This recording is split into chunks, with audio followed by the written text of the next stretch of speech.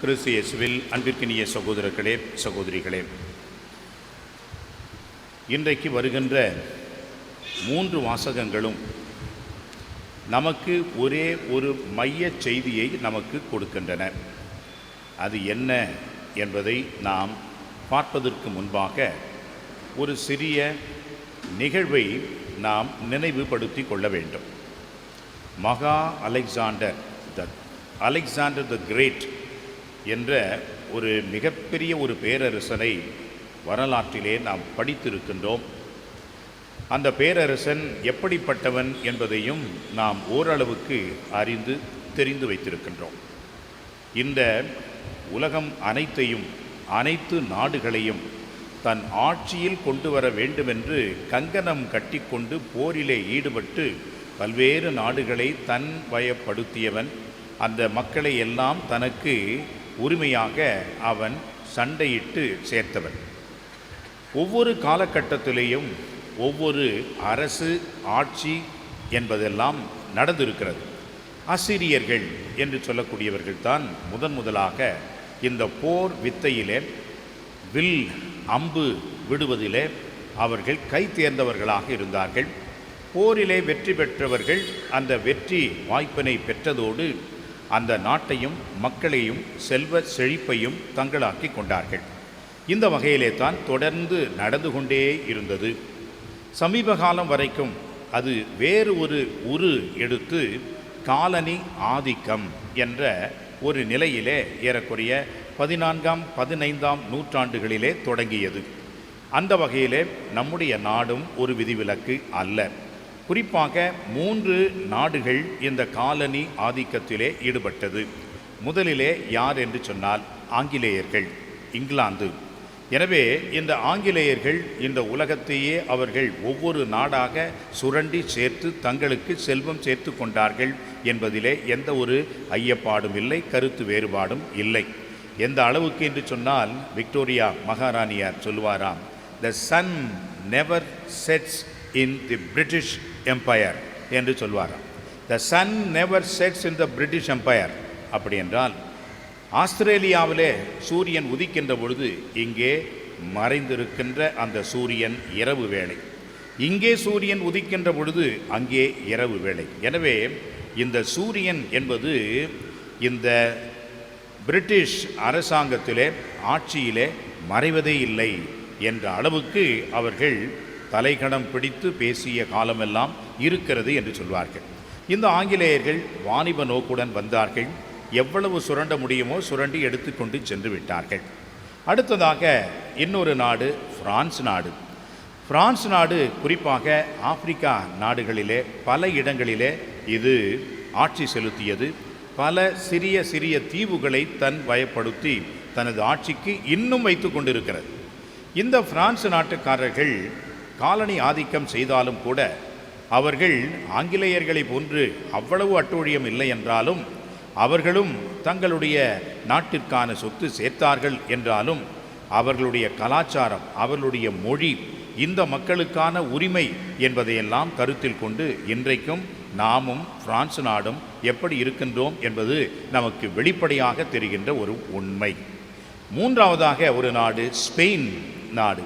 இந்த ஸ்பெயின் நாடு தென் அமெரிக்க நாடுகள் முழுவதுமாக 2 இடங்களை தவிர, அதுவும் பிரேசில் என்ற ஒரு பெரிய நாட்டை தவிர மற்ற எல்லா இடங்களையும் ஸ்பெயின் நாடு தன்னகப்படுத்தியது, தன் காலனி ஆதிக்கத்தின் கீழ் கொண்டு வந்தது.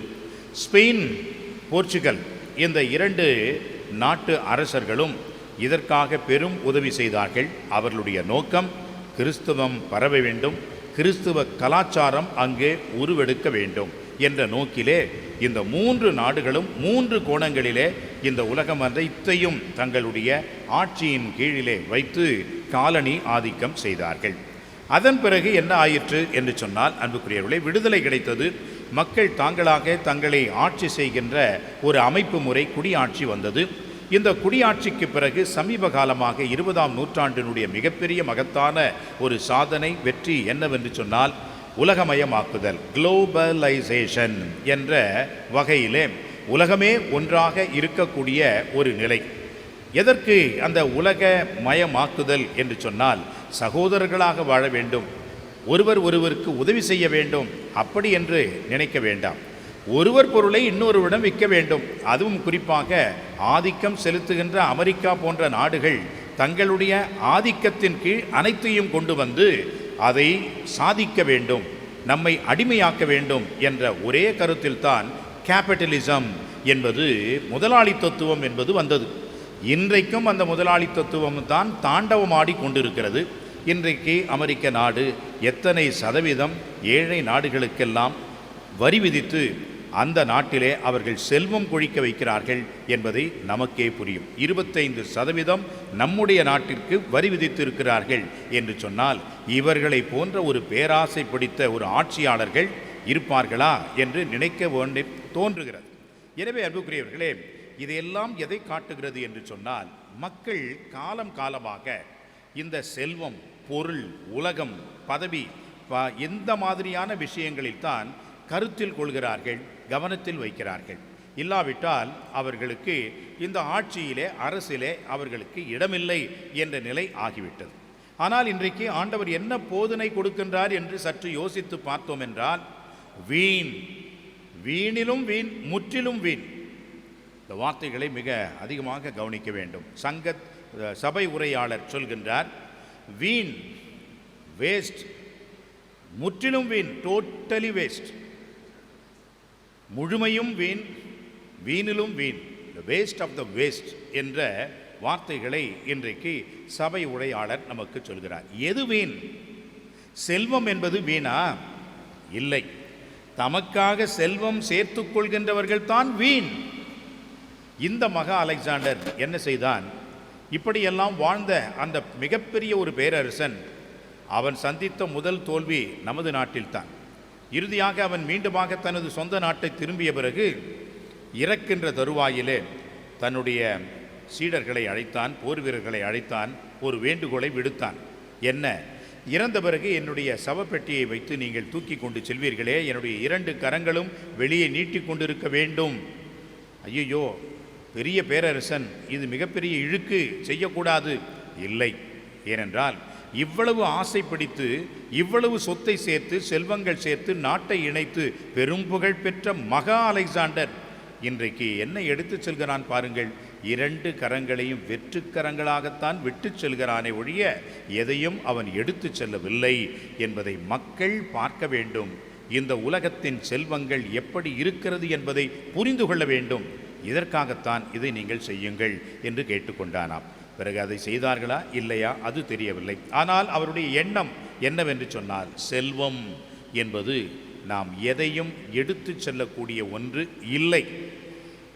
கவியரசு கண்ணதாசன் அர்த்தமுள்ள இந்து மதம் என்ற தொகுப்பிலே ஒரு அத்தியாயத்திலே செல்வம் பற்றி சொல்கின்றார்.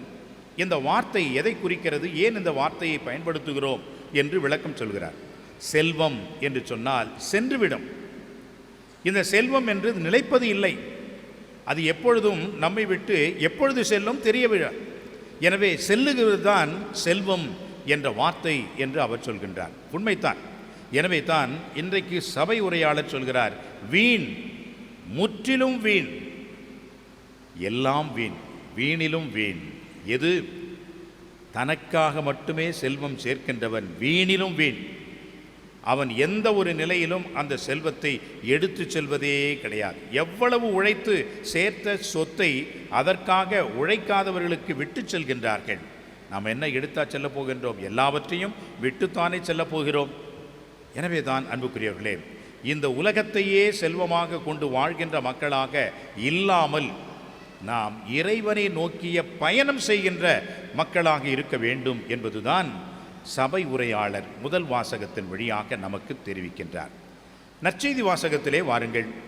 ஒருவர் என்ன செய்கின்றார்? என்னுடைய சகோதரனை என்னோடு சொத்தை பங்கிட்டு கொள்ள சொல்லும் என்று அவர் கேட்கின்றார். அன்புக்குரியவர்களே, ஆண்டவர் சொல்கிறார், நான் என்ன நீதிபதியா உங்களுக்குள்ள வழக்கை நான் முடித்து வைப்பதற்கு என்று கேட்கின்றார்.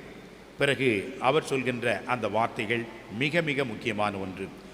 எவ்வகை பேராசைக்கும் இடம் கொடாதவாறு எச்சரிக்கையாய் இருங்கள். பேராசை, அன்புக்குரியவர்களே, இந்த பேராசை என்பது கடல் தண்ணி போன்றது. நமக்கு தாகம் எடுக்கிறது. சரியான தண்ணியை நாம் குடித்தோம் என்றால் தாகம் தணியும். ஆனால் கடல் தண்ணி வேறு வழி இல்லாமல் தண்ணியே குடித்தாக வேண்டும் என்ற நிர்பந்தத்தின் அடிப்படையிலே அந்த கடல் தண்ணியை நாம் குடித்தோம் என்றால் தாகம் தணியாது. காரணம், அதில் உப்பு இருக்கிறது. அந்த உப்பு நம்முடைய தாகத்தை தணிக்காமல் இன்னும் அதிகமாக்க வாய்ப்பு இருக்கிறது. எனவே தான் தணியாத அந்த தாகத்தை இந்த கடல் நீர் குடித்தாலும் நடக்காது. அதுதான் பேராசை. பேராசைக்கு போதும் என்ற வார்த்தையே பொருந்தாது. வேணும் வேணும் வேணும் என்று வாங்கி குவிக்கின்ற ஒரு மனநிலை தான் இருக்கும். இதுதான் பேராசை. அன்புக்குரியவர்களே, இன்றைய கலாச்சாரம் இந்த பேராசை கலாச்சாரம், கன்சியூமரிசம் என்று ஆங்கிலத்தில் சொல்கிறார்கள். நம்முடைய முன்னாள் திருத்தந்தை பிரான்சிஸ் அவர்கள் அடிக்கடி பயன்படுத்தி எச்சரித்த ஒரு வாக்கியம், ஒரு வார்த்தை இந்த கன்சியூமரிசம், இந்த நுகர்வு கலாச்சாரம். இது என்ன செய்கிறது என்று சொன்னால், பொருட்களை மட்டுமல்ல ஆட்களையும் நாம் பயன்படுத்தி தூக்கி எறிகின்ற ஒரு கலாச்சாரத்தில் நாம் இருக்கின்றோம். Use and throw. இந்த கலாச்சாரம் தான் இந்த கன்சியூமரிசம். வேணும் வேணும் என்று வாங்கி கொண்டே இருப்பது. எத்தனை கார் வச்சுருக்கிறோம்? 5 கார் வச்சுருக்கிறோம். எதுக்கு 5 காரு? அறுக்க மாட்டாங்க. இடுப்பத்தில் 52 அருவாலாம் அப்படின்ற மாதிரி பெருமை தான். இத்தனை வீடு வச்சுருக்கிறோம், இத்தனை கார் வச்சுருக்கிறோம். என்னத்தை எடுத்துகிட்டு போக போகிற? எந்த காரில் நீ விண்ணகம் போக போகிற? எந்த வீட்டில் நீ விண்ணேற்பு அடைய போகிற? ஒன்றும் கிடையாது. அந்த வீட்டில் தான் உன்னை வச்சு அடக்கம் பண்ண போகிறாங்க. அந்த கார் தான் உனக்கு பூ தூவிட்டு வறுமை ஒழிஞ்சு எதுவுமே எடுத்துகிட்டு போக முடியாது, எங்கேயும் எடுத்துகிட்டு போக முடியாது. அதுதான் வாழ்க்கையினுடைய நிதர்சனமான நிலை. எனவே அன்புக்குரியவர்களே, ஆண்டவர் இயேசு சொல்வது பேராசை கொள்ளாதீர்கள். அப்படி என்றால் அன்றாட வாழ்க்கைக்கு நமக்கு என்ன தேவையோ அதை வேண்டுங்கள், அதற்காக உழையுங்கள், அதற்காக நீங்கள் பாடுபடுங்கள். அதை பெற்றுக்கொண்ட பிறகு அதை பயன்படுத்தி வாழுங்கள். பேராசை அன்புக்குரியவர்களே, இங்கே நாம் மிக கவனிக்க வேண்டிய ஒன்று, வளர்ச்சி என்பது வேறு, பேராசை என்பது வேறு. பேராசை என்பது ஆண்டவர் சொல்கின்ற பின்வரும் கதையிலே வருகிறது. வளர்ச்சி என்பது வேறு. நம்முடைய தேவைக்கு ஏற்ற வகையில் ஒரு நிறுவனம் எடுத்துக்கொள்வோம். அந்த நிறுவனம் வளர்கிறது. ஏன் வளர்கிறது? அத்தனை பேர்கள் அங்கே வருகிறார்கள், பயன்பெறுகிறார்கள், வேலை செய்கிறார்கள், படிக்கின்றார்கள் என்று சொன்னால் அந்த நிறுவனத்தை இன்னும் அதிகமாக வளர்ப்பது என்பது அவசியமாகிறது. அந்த அவசியம் என்பது மக்களுக்கு செய்கின்ற தேவையாகிறது, சேவையாக இருக்கிறது. ஆனால் எனக்கு பணம் சம்பாதிக்கவும், நான் வாழவும், நான் உயரவும், எனக்காக செல்வம் சேர்க்கவும் இவ்வளவு பேராசை பிடித்து நாம் செய்து கொண்டே இருப்போம் என்று சொன்னால் அதைத்தான் ஆபத்து என்று ஆண்டவர் சொல்கிறார். இந்த பேராசை எப்படிப்பட்டது என்பதைத்தான் ஆண்டவர் பின்வரும் கதையிலே அழகாக அந்த ஓமையின் வழியாக விளக்குகிறார். ஒரு பெரிய பணக்காரன் இருக்கின்றான். நிறைய அவன் செல்வத்தை சேர்க்கின்றான். அவனுடைய சொத்துக்களை எல்லாம் தானியமாக மாக்கி பெரிய களஞ்சியத்திலே சேர்க்கிறான். எல்லா களஞ்சியமும் நிறைந்து விட்டது. அது வரைக்கும் ஓகே. ஏனென்றால் அவன் நுண்மதி கொண்டவன். அவன் முன்மதியோடு இவையெல்லாம் சேர்த்து வைக்கின்றான், உழைக்கின்றான். அவன் தன்னுடைய வாழ்விலே அதிக செலவில்லாமல் பொருளையும் அவன் செல்வத்தையும் வைக்கின்றான். ஆனால் இன்னும் அவன் என்ன சொல்கின்றான்? இப்பொழுது ஒன்று செய்வேன், என் களஞ்சியலை பெரிதாக்குவேன், அங்கே என் தானியத்தையும் பொருட்களையும் சேர்த்து வைப்பேன். எதுக்கு? பஞ்சகாலம் வரும்பொழுது மக்களுக்கு கொடுக்கறதுக்காக வைக்கிறான்? இல்லை. பின்பு என் நெஞ்சமே, உனக்கு பல்லாண்டுகளுக்கு வேண்டிய பல வகை பொருட்கள் வைக்கப்பட்டுள்ளன, நீ ஓய்வெடு, சோம்பேறியா உக்காந்துரு, நல்லா தின்னு உண்டு குடித்து மகிழ்ச்சியில் திளைத்திடு என்று சொல்வேன். இதுக்கு போய் செல்வம் சேர்த்தான் என்று சொன்னால் அவன் என்ன நினைக்கின்றான்? செல்வம் சேர்ப்பதனால் நெஞ்சமே மகிழ்ந்திரு அப்படின்னு சொல்கிறான். ஆண்டவர் இயேசு அடுத்து வருகின்ற வரிகளிலே சொல்கின்றார், ஸ்டூபிட், ஃபூல் என்று சொல்கின்றார். இன்று இரவே நீ உயிர் விடப் போகிறாயே, இதையெல்லாம் எதற்கு நீ செய்கிறாய் என்று ஆண்டவருடைய வார்த்தைகள் பெரிய ஒரு அதிர்ச்சி அலைகளை அவனுக்கு கொடுக்க வேண்டும். அன்புக்குரியவர்களே, இதுதான் உண்மை, இதுதான் உண்மை. இவ்வளவு செல்வம் சேர்த்து நெஞ்சமே மகிழ்ந்துரு, இவன் என்னமோ ஒரு 1000 ஆண்டு வாழ போகிற மாதிரி எல்லாத்தையும் உனக்கு தான், சந்தோஷமாயிரு, ஓய்வெடு என்று செல்வத்தை தனக்காகவே சேர்த்து கொள்கின்றவனுக்குத்தான் ஆண்டவர் இந்த பேராசை என்ற ஒரு பெயரை கொடுக்கின்றார். இந்த பேராசை தான் நமக்கு வரக்கூடாது என்று ஆண்டவர் எச்சரிக்கின்றார். மாறாக இந்த உலகத்தினுடைய செல்வங்கள் நமக்கு தேவை, இதையெல்லாம் சேர்த்து வைக்க வேண்டும், இதையெல்லாம் அவசியம் நான் உயிர் வாழ்வதற்காக இவைகள் எல்லாம் இருக்கிறது என்பதை புரிந்து கொள்ள வேண்டும். எனவே தான் அன்புக்குரியவர்களே, செல்வத்தினால் ஒருவனுக்கு வாழ்வு வந்துவிடாது. செல்வம் என்பது நமக்கு வாழ்வை கொடுக்காது, ஆனால் வாழ்வுக்கு செல்வம் தேவை. எனவே தான் அன்புக்குரியவர்களே, நாம் தலைகீழாக புரிந்து கொள்ளக்கூடாது. உண்பதற்காகவே இந்த உலகத்தில் வாழ்வது என்பது முட்டாள்தனம். இதுதான் எபிக்யூரியனிசம் என்று சொல்வார்கள். எபிக்யூரியன்ஸ் என்ற ஒரு பெரிய மனிதர் இருக்கின்றார். அவர் போதித்த உண்மை என்னவென்று சொன்னால், eat and enjoy, you do not know tomorrow you will be alive. இதுதான் அவருடைய போதனை. நல்லா உண்டு குடித்து சந்தோஷமாக ஜாலியாக இரு, நாளைக்கு நீ இருப்பியா தெரியாது. அதனால் இன்றைக்கே எல்லாத்தையும் சேர்த்து வச்சு எல்லாத்தையும் அனுபவிச்சிரு அப்படின்ற ஒரு தத்துவத்தை அவர் கொண்டு வந்தார். எபிகூரியன் என்று சொல்லக்கூடியவர். அன்புக்குரியவர்களே, அப்படியெல்லாம் வாழ்ந்தோம் என்று சொன்னால் நாம் என்ன ஒரு அர்த்தமுள்ள ஒரு வாழ்க்கையை வாழ்ந்து கொண்டிருக்கிறோம் என்று சொன்னால், உண்பதற்காகவே நாம் வாழ்கிறோம். ஆனால் அன்புக்குரியவர்களே, உண்பதற்காக நாம் வாழக்கூடாது, வாழ்வதற்காக நாம் உண்ண வேண்டும். அதுதான் மிக முக்கியம். சில பேர், அதுவும் குறிப்பாக நம்முடைய பாண்டிச்சேரியிலே இப்போது எடுத்துக்கொண்டால் மூலை முடுக்கெல்லாம் ரெஸ்டாரண்ட், பப், ஏகப்பட்டது. எங்கே பார்த்தாலும் தின்றத்தான் குடிக்கத்தான். இந்த கலாச்சாரமான ஒரு ஊர்விலே இன்றைக்கு அனாச்சாரமாக நடந்து கொண்டிருக்கிறது. எவ்வளவு பெரிய ஒரு வெற்றி, எவ்வளவு பெரிய ஒரு வீரம், எவ்வளவு வரலாறு நிறைந்த இந்த இடம், கலாச்சாரமிக்க இந்த இடம் இன்றைக்கு இப்படிப்பட்ட ஒரு ஒழுங்கீனமான மக்கள் வந்து களிக்காட்டம் ஆடுகின்ற ஒரு இடமாக மாறிவிட்டது. எப்படி? குடிக்கிறதும் நல்லா தின்றதும் இதுதான், வேறு எதுவுமே கிடையாது. பாண்டிச்சேரிக்கு போகிறோன்னா தின்றது குடிக்கிறது, அவ்வளோதான். அப்படி என்ற ஒரு நிலை வந்துவிட்டது. அன்புக்குரியவர்களே, இப்படியெல்லாம் நாம் இருப்போம் என்று சொன்னால் ஆண்டவர் அதைத்தான் பேராசை பிடித்தவர்களே என்று நம்மை பார்த்தும் சொல்கிறார். எனவே அன்புக்குரியவர்களே, செல்வம் என்பது செல்லக்கூடியது, அதை நாம் பயன்படுத்துவோம். இந்த செல்வத்தை நாம் ஒரு சிறிய அளவு, அது போதும். ஒவ்வொரு மாதமும் ஒரு சகோதரர் என்னிடம் வருவார்.